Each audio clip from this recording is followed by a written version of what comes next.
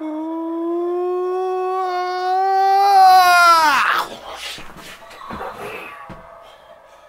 God. Whew. Hey there. Live from a secret, undisclosed, location, hidden somewhere deep in the bowels of downtown historic St. John's, Newfoundland, comes in the Library of Graphic Literature with your host, me, Wallace Riley. So folks, hope everyone's having a great day there today. I know I am. I'm here with my books, you people, and a cup of tea. Who could ask for better? I know I couldn't. Okay. A cold day out here on the North Atlantic. We even got a tiny dusting of snow. Nothing like the central part of our island, which got socked with snow, so what can you do? Not a huge pile here this week, but nonetheless, some neat stuff. So, I guess I'll get right down to it. Oh, let's see, any big news in comics? I don't think so. Oh yes, as a matter of fact, there is. Coming up on June the 8th here in St. John's, Newfoundland, at the Royal Newfoundland Regiment Museum, will be an exhibit, War and Comics, and it'll be featuring a few folks, Paul Tucker, who did IDW's Tet, myself, and the first 6 pages of my graphic novel. There was one other person whose name I can't recall for the life of me, and Jason Lutz. So it's going to be a lot of fun. So anyone here in St. John's on that date, drop down and say hello. Okay, that being said, and I'll show some of the art too once I get it back here. I'll show some of it on the show just to share it with you. I figure it's going to take me about another year or so to finish my graphic novel, but I decided as I go along I'm going to share it with you fine folks out there.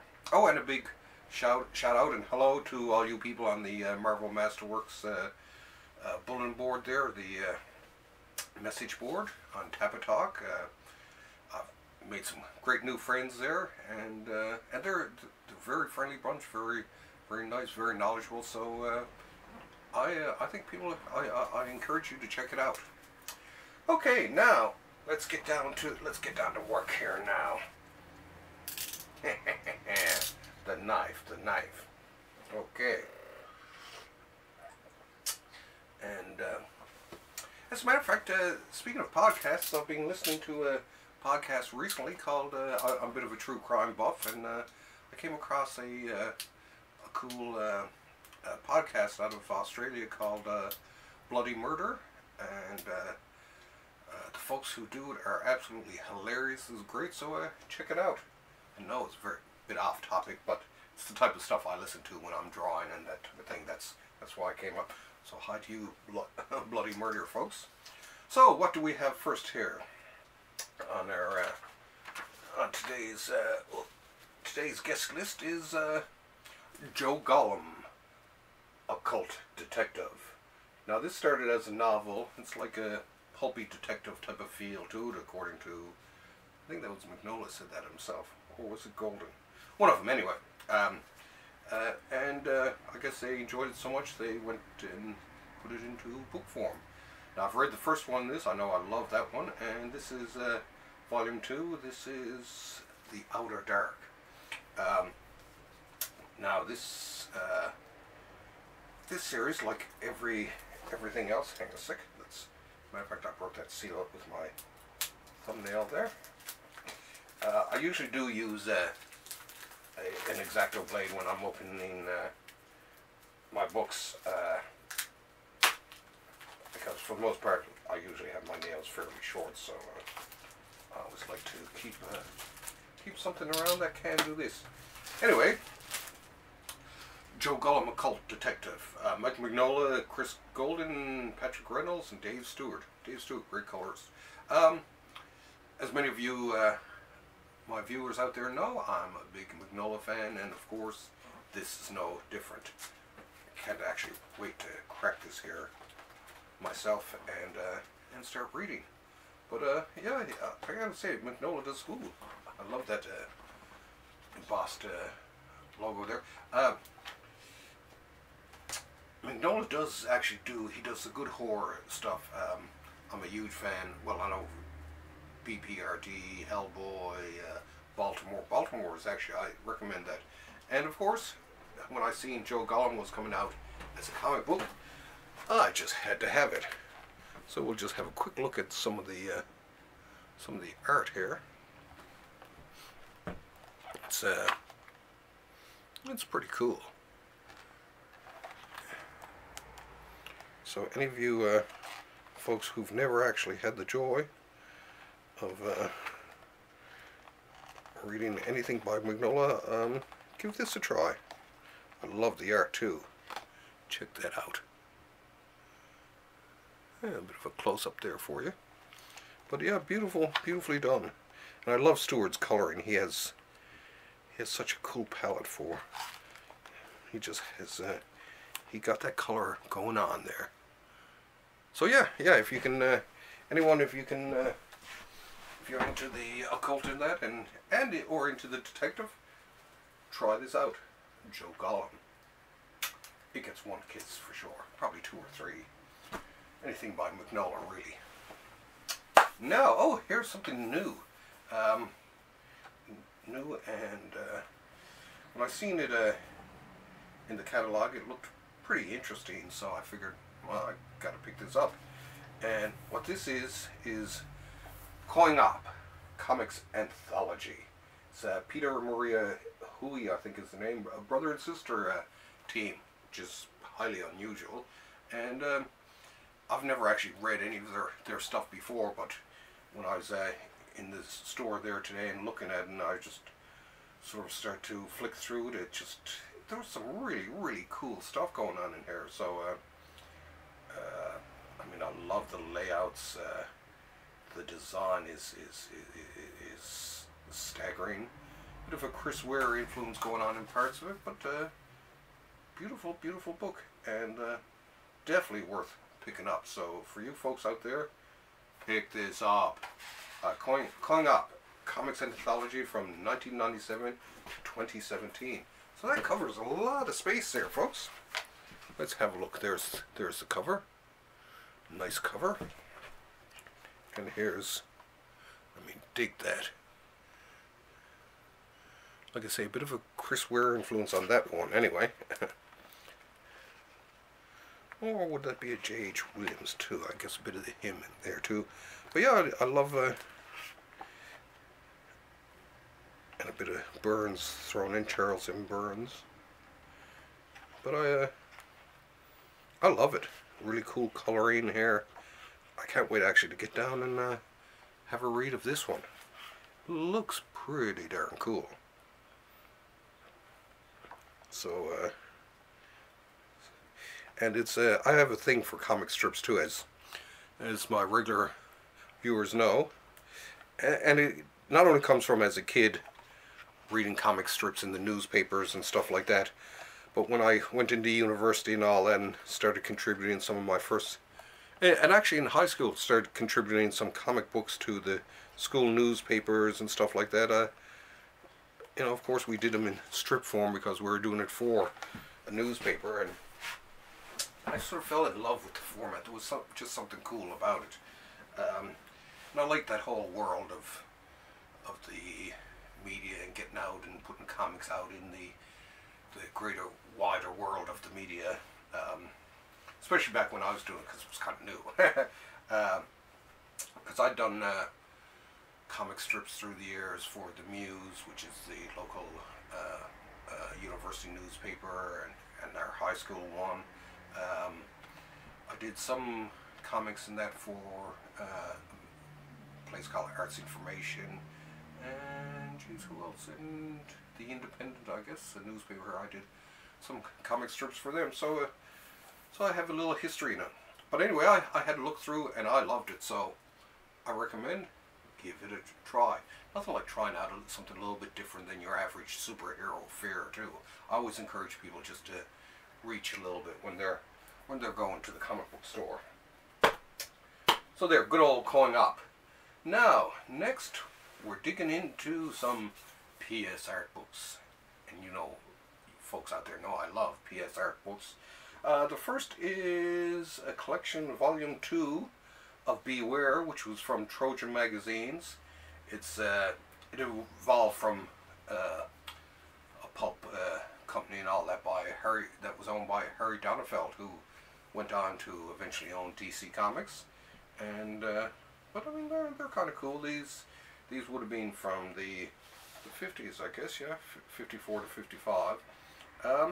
But yeah, some really, I had a look at this earlier today. I love these slipcases too, they're kind of cool.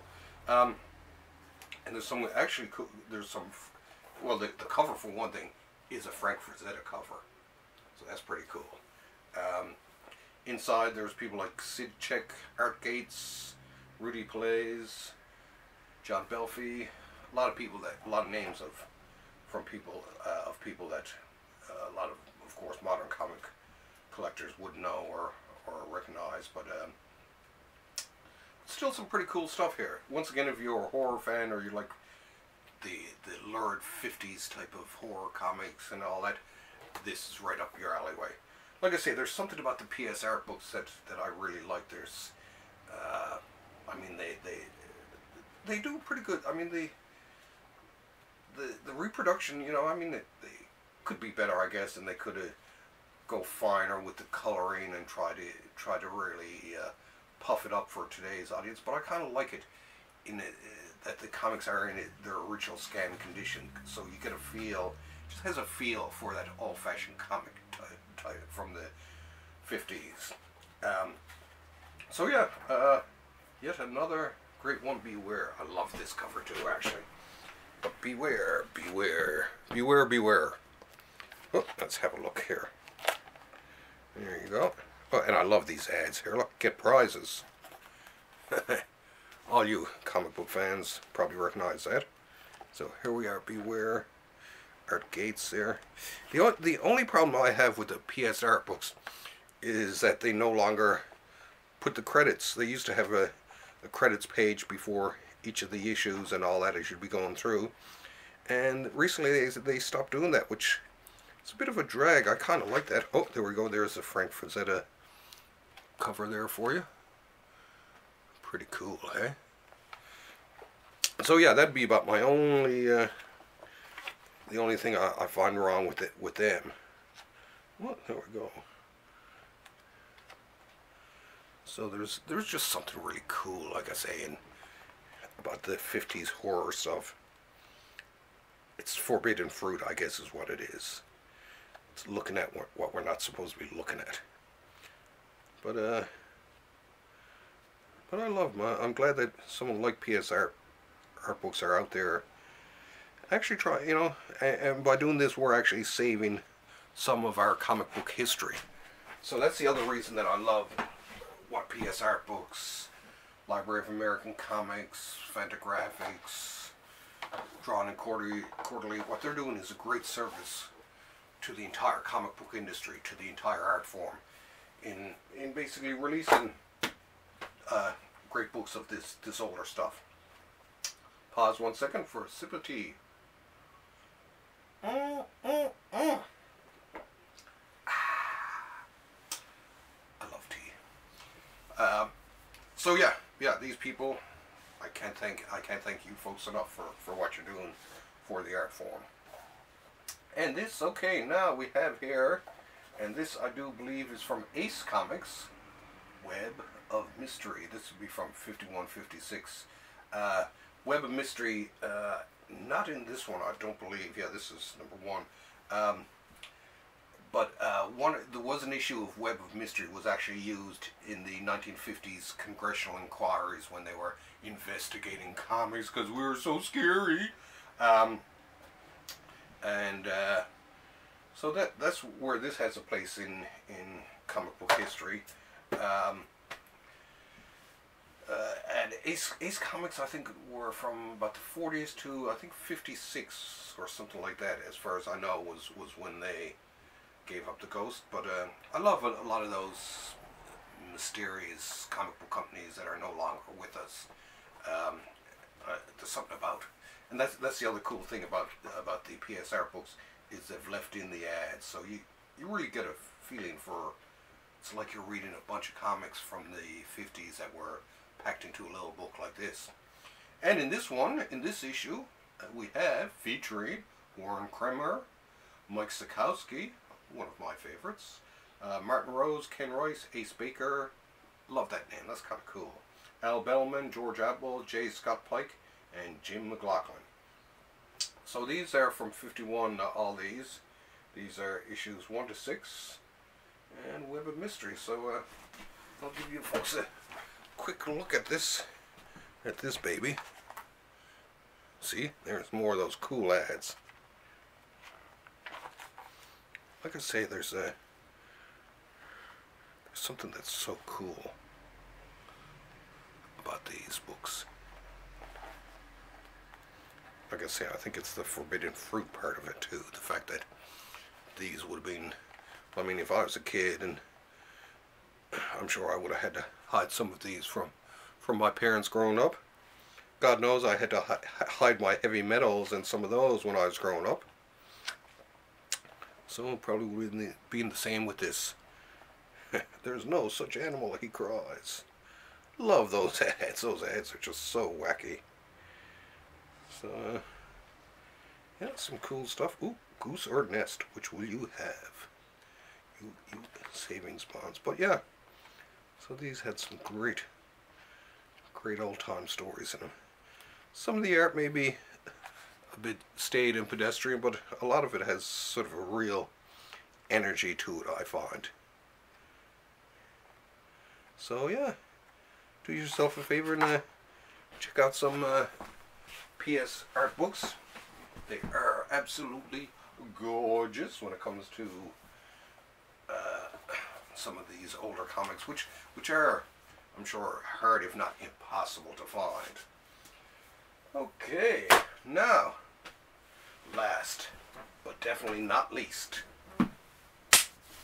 this is the big baby here today, and this I'm going to need this for. This is what I'm going to open now is the Madman Artist Select Edition. Now I love these Marvel Artist Select editions. This one in particular is limited to 909 copies.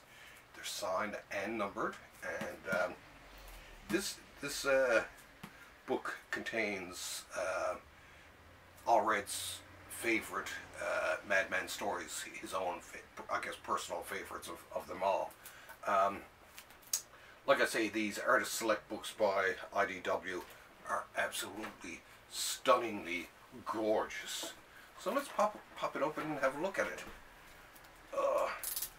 And they are, of course, bloody expensive.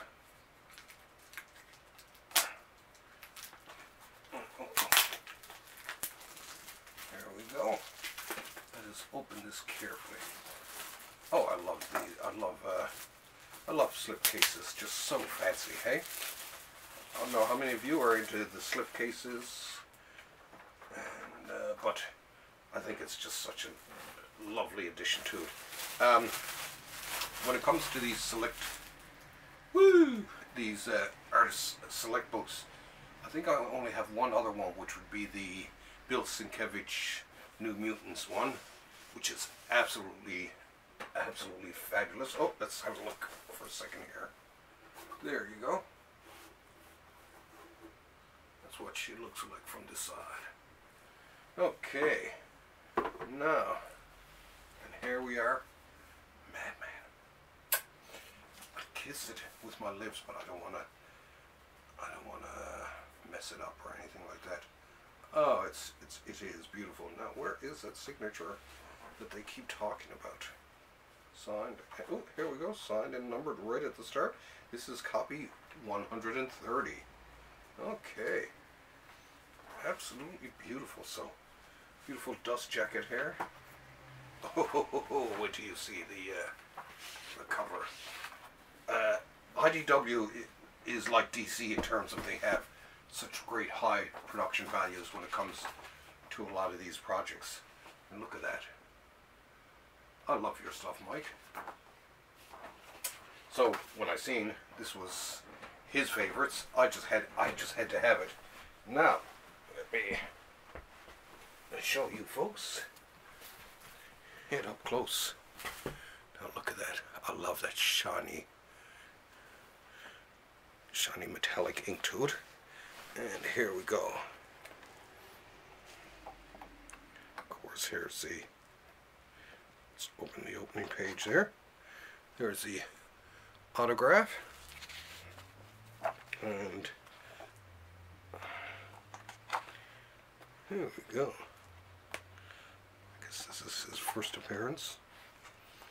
I always liked Madman. I actually have an action figure, a Madman action figure somewhere. But there's something about Allred's work I always loved. Like some people are not fans of his. I care not. There's just something really avant-garde about good old Mike. He seems to embody just so many different traditions in the comic book world. Oh, there's the, as a matter of fact, that where he's flying there, that looks something like the action figure I have, because he came with a jetpack. Look at this. Aren't you loving it? God knows I am. He just has something to him. I don't know what it is, but it's, he just has it. Madman has it. Madman is the way to go. And like I say, absolutely beautiful, beautiful production values. And I love this cover, especially the ow. It's very simple and subtle. There's something about Madman that reminds me of some of our own work that we used to do, myself and my friend Jerry Porter, when we were growing up. Some very avant-garde comic book type of stuff. I guess, you know, inspired. Well, we were inspired a lot by heavy metal, and I'm sure. But there's just something highly imaginative about his work that I like. I mean, it reminds me of some of the earlier work that me and my friend used to do, and some of the stuff we were fans of. Ooh, I gotta remember. I always save these. I actually put these in with the books and use them later on for like bookmarks and the like. But yes, I highly recommend people check out the Artist Select editions from my IDW. They're absolutely gorgeous, and they're worth every penny. Next, well, obviously there are no books next, but what's next is a spin of the rack. Don't you love that sound? Even listening to that sound brings back memories from my youth. And this spinner, of course, came from my very own comic book shop. Ooh, look, Dr. Fate, the first issue special, still one of my favorites. Anyway, nothing like another sippity sip of tea. Well, my fine feathered friends out there, I guess that's it for another week here at the Library of Graphic Literature, hidden, like I say, somewhere here in St. John's. I do have guests though every so often. Paul Tucker from IDW has been here, and several local artists. I do open the library to scholars and to some local artists to draw. Ian Jarvis, another local comic book artist, and Sam Johnson. I think even Sam Din, my friend Sam Din. So I actually like to, like I say, open it to public use. I don't ever lend books out. I learned a very long time ago, don't lend books. I know it sounds mean, but it's there for a reason, because I want these books to be here long after I'm gone, and to be there for people to read and enjoy and help them in their comic book studio studies and such. This would have been the type of library that as a kid I would have loved to have walked into, and I think that's one of my main motivations, is I want to leave something behind that embodies my love of comics, and I think the library does it. And that's why I enjoy making these videos so much. I'm not in it for the money or the fame or the women or anything like that. I'm in it for the comics. Okay, that being said, I'm going to head off and relax for the rest of this Thursday night. So, folks, remember, tune in and tune out. Blah! That being said, let us summon one of those boom tubes of mine. Oh, it's here, it is. Oh, it came fast there today. Anyway, folks, same time, same bat channel next week. Oh yes, and next week I have a really cool book to show you. That being said, oh my God, I can feel the pull. Oh, bye, see you.